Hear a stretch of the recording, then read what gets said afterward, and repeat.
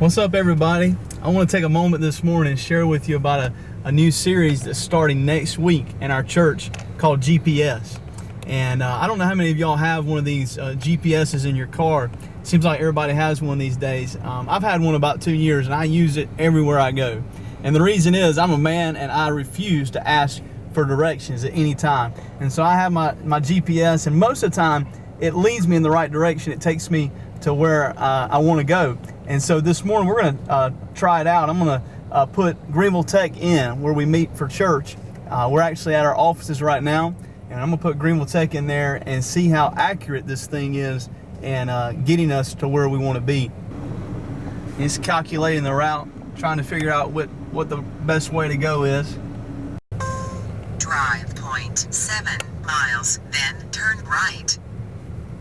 Now it's actually telling me to take a left out of the office onto Feaster Road to go up toward Woodruff Road, but instead I'm going to take a right, and just because I think it's a better way, and I think that I can get there a little faster going this way, and I think that's the way we do so many times with God. God tells us which way He wants us to go, or what direction He wants us to take, and instead we try to go our own way.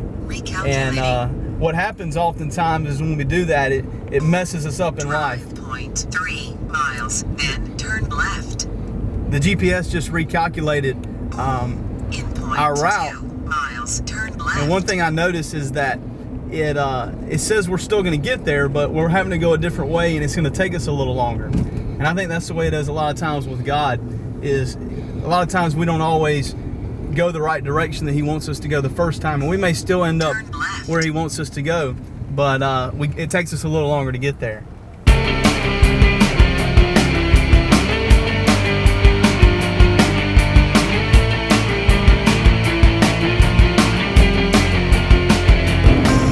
Drive 0.6 miles, then turn right.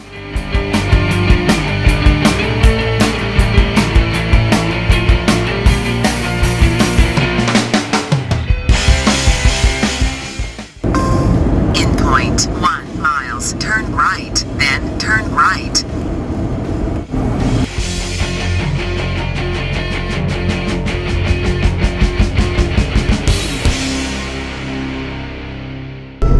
Arriving at destination on right.